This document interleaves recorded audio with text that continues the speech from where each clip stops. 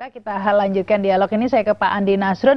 Ya, ini sudah dibentuk tim independen begitu Pak, tapi sebenarnya apa yang bisa dilakukan tim independen untuk menengahi konflik yang sudah meruncing seperti ini? Tambah gini ya, tadi sekitar jam 2 siang ya, Forum Pengacara Konstitusi, saya dan beberapa teman mengajukan surat kepada Presiden Jokowi agar segera diterbitkan Kepres terkait dengan adanya tim independen, tim 7 ini. Karena Kepres itu nanti mengatur masa kerja mereka, lingkup kerja mereka apa, dan apa yang mereka kerjakan. Karena ini kan tidak bisa misalnya ujuk-ujuk datang KPK menanya gini, atau ujuk-ujuk datang ke Barreskrim, nggak bisa gitu kan. Harus ada legalitas untuk bekerja. Nah, saya kira yang paling utama kalau menurut saya ke depan ya, untuk tim 7 ini adalah apa yang disebut sebagai confidence building measure. Jadi membangun kembali kepercayaan antara KPK dengan Mabes Polri untuk kerjasama semacam ini, dan juga mungkin mengevaluasi nota kesepahaman yang telah ada. Ya. Mengapa? Bagaimana jalannya? Ya kan itu yang. Selain itu menjadi juga permasalahan adalah kasus ini sendiri. Banyak yang mengatakan saya kasus ya kan? Bambang Wijayanto adalah rekayasa begitu, ya, sementara Budi Gunawan tidak memenuhi syarat ya, begitu. Jadi ini juga harus didengar juga bagaimana KPK menetapkan Komjen BG sebagai tersangka kan. Apakah prosedur yang dilanggar atau gimana kira-kira gitu. Ini kan juga gitu, kasus BW juga begitu. Nah, saya lihat ini semua harus dihimpun dalam satu satu pekerjaan, bertanya, kemudian mengumpulkan informasi, baru memberikan rekomendasi. Saya lihat ada satu perkembangan menarik ya dari pihak Mabes Polri. Tadi melalui juru bicara Pak Roni Sompi mengatakan Mabes Polri akan meneliti apakah perkara ini ada unsur hukumnya atau tidak unsur hukumnya. Kalau tidak ada unsur hukumnya tentu akan keluar SP3. Nah, saya lihat ini satu kemajuan dari pihak Polri. Ya. Ada sinyal ini tampaknya. Signal, dan kemudian juga begini, sebetulnya pengacara dari Pak Bambang Wijayanto juga bisa mengajukan permohonan kepada Barreskrim untuk gelar perkara. Jadi para pihak duduk di sini. Ada misalnya Kompolnas duduk di situ. Ada juga dari pihak ini, dan mungkin nanti kalau tim 7 sudah punya legalitas dengan Kepresnya, bisa ikut. Akan terbongkar. Jadi, nih siapa yang merekayasa. Akan melihat bagaimana titik masalahnya. Jadi buat saya yang terpenting ya, para pihak juga, apakah yang disebut sebagai pro Mabes Polri, pro KPK, itu harus mendinginkan suasana. Jangan kemudian menciptakan suatu suasana perang terus. Ini nggak ada manfaatnya. Karena bagaimanapun juga, setiap masalah pasti ada penyelesaiannya. Dan saya terus terang mengapresiasi langkah Pak Jokowi ya kan untuk mengundang para tokoh senior itu dan kemudian meminta masukan mereka dan meminta bantuan mereka untuk bekerja. Jadi satu langkah positif. Jadi apapun juga bentuknya ya kan, ini kan sebetulnya kan hubungan yang yang bisa diperbaiki, nggak rusak-rusak amat. Jadi saya lihat bisa kerja, dan kemudian juga mungkin ke depan barangkali yang disebut sebagai nota kesepahaman harus kembali. Misalnya ini Pak Margarito, Anda melihat bahwa konflik ini bisa diselesaikan oleh tim independen seperti sebelumnya ketika SB, apakah tim 8 juga bisa menyelesaikan? Seingat saya itu hanya rekomendasi ya waktu itu. Ya kalau saya sih lihat ini soal biasa saja, nggak ada konflik. Ini kan Anda punya kewenangan diperintahkan oleh undang-undang untuk menegakkan hukum. Saya punya kewenangan yang bersumber dari undang-undang untuk menegakkan hukum juga. Anda melaksanakan kewenangan Anda, dan saya melaksanakan kewenangan saya. Terus apa yang jadi soal? Ya, ketika berbenturan dianggap ini kriminalisasi begitu Pak. Kewenangannya adalah abuse ini ya. Dianggap seperti itu. Nah, di mana abuse-nya? Abuse-nya kalau misalnya penetapan tersangka, sebut saja di antara dua orang ini gitu ya, dengan masing-masing itu. Buktinya tidak cukup ditetapkan tersangka. Baru ada abuse di situ.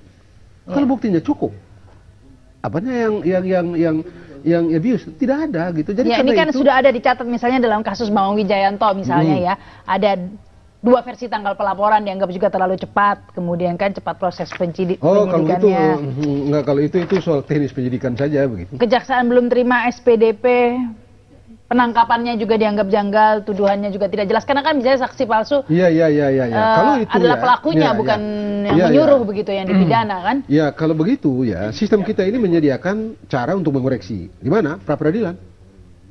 Atau secara teknis bisa tadi kayak Pak Asrun bilang. Gelar perkara. Minta gelar perkara. Dan itu biasa dari dulu. bukan hal yang baru dan Bambang tahu itu. Pasti Pak Bambang tahu itu. Semua pengacara tahu itu. Karena bukan hal yang hebat. Sebenarnya bisa ada celah ya. Ya, ini ada Pak Jimli Asidik ini juga ketua tim independen ya. Halo, selamat malam Pak Jimli. Halo. Ya, selamat malam Pak Jimli. Iya, iya. Iya, ini banyak yang mengapresiasi ini Pak sudah dibentuk tim independen begitu Pak. Nah, meskipun belum ya. Belum dibentuk. Belum ada kepresnya begitu ya. Iya, kita kan baru diundang, lalu memberi masukan-masukan, selanjutnya digodok di seknek. Kan terserah kan mau pakai kepres atau tidak, ya tergantung kan. Yeah. Bagaimana desain timnya itu. Dan jumlah anggotanya juga belum tahu, apa 9, apa 7. Ya kan kemarin yang hadir cuma 6. Oke. Jadi kita tunggu aja. Jangan buru-buru. Tapi kira-kira tugasnya apa ini Pak? Masalahnya ini harus segera memang ditentukan karena jangan sampai ketidakpastian ini berlarut-larut ya. Ya. Terutama mengenai kepastian Kapolri siapa yang dimiliki. Kemudian bagaimana kita memberi ruang supaya proses hukum di masing-masing instansi ini berlangsung objektif, transparan. Jadi apa yang akan dilakukan tim independen ini, Pak? Ambil langkah. Kenapa?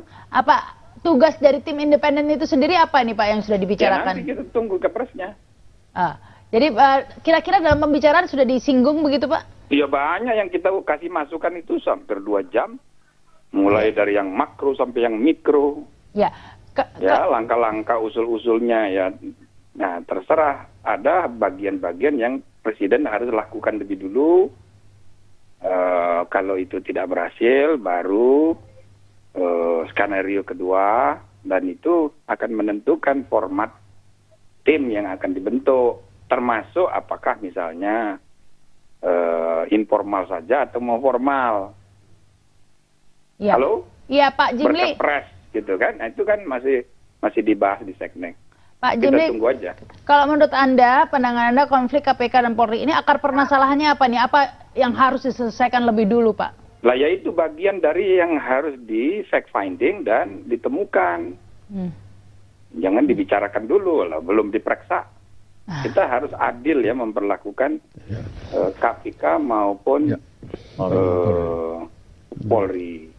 Jadi kita berasumsi dua-duanya itu menjalankan tugas, cuma kita kan harus clear bagaimana apa yang dikerjakan ini, jangan-jangan memang kemasukan skenario yang di luar hukum ya, di luar aturan hukum. Iya. Tapi terlepas dari soal ini, di luar, di masyarakat sudah terbentuk persepsi gitu loh. Sebagian berasumsi bahwa ini adalah tindakan kriminalisasi yang bertujuan menghancurkan KPK. Sehingga menimbulkan reaksi emosional kan, mendukung. Tapi di lain segi, ya muncul juga kelompok-kelompok yang ekspresif menyuarakan kecewaan kepada KPK, langsung memanfaatkan momentum ini untuk nyari-nyari kesalahan. Nah, itulah kriminalisasi, termasuk kasus-kasus yang menimpa orang per orang pimpinan KPK ini di masa lalu, diungkit-ungkit lagi. Kan gitu, ini yang disebut kriminalisasi itu kira-kira. Sebab orang dengan mudah ya menggunakan celah-celah aturan. Sebab pimpinan KPK ini baru dinyatakan tersangka saja sudah harus nonaktif. Baik. Gitu kan? Iya. Ini di studio ada juga Pak Andi Nasrun dan Pak Margarito ini, Pak Jimli. Nah mereka sudah pengamat ahli tata negara, cukup lah itu. Masih junior, masih junior. Guru saya sama Pak Asrun. Masih junior. Publik ini mesti tahu bahwa Profesor Jimli ini guru Margarito sama Pak Asrun. Yang dibentuk oleh Presiden ini masih kita tunggu dulu. Kita tunggu dulu. Kalau memang kita diberi mandat, ya kan, yang cukup. Termasuk misalnya ada juga dari kelompok tim yang hadir tadi malam itu, ada yang mengusulkannya sudahlah informal aja, kapan saja kita boleh dipanggil untuk memberi masukan. Kan Presiden bisa melakukan langkah-langkah sebagai kepala negara secara langsung saja dengan masukan-masukan biar cepat. Tapi ada juga yang berpendapat ini lebih baik formal dengan kepres dan diberi mandat yang jelas supaya kita bisa melakukan fact finding dan bahkan menemukan akar masalahnya supaya kasus begini tidak terulang terus. Ini kan sudah jilid 3 nih. Iya. Ya kan? Jadi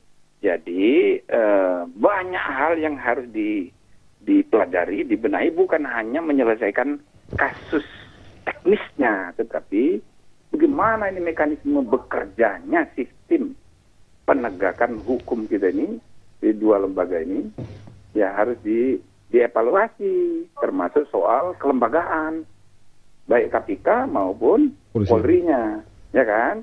Ya. Nah, supaya kita bekerja jangan tanggung-tanggung. Pak Itu Jimli. kira-kira. Jadi kasus ini selesai cepat, kepastian mengenai status Kapolri beres, lalu kemudian kita menemukan solusi jangka panjang.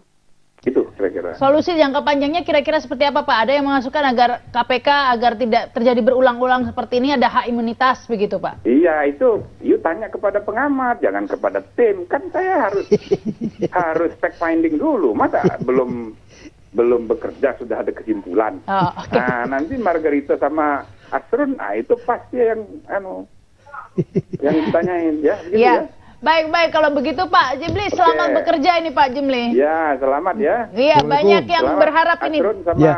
Pak Margarito. Assalamualaikum, Bang. Prof. Ya, Ya Bang, makasih Bang. Iya, makasih dan pemirsa dapat beritakan kembali setelah pesan-pesan berikut ini.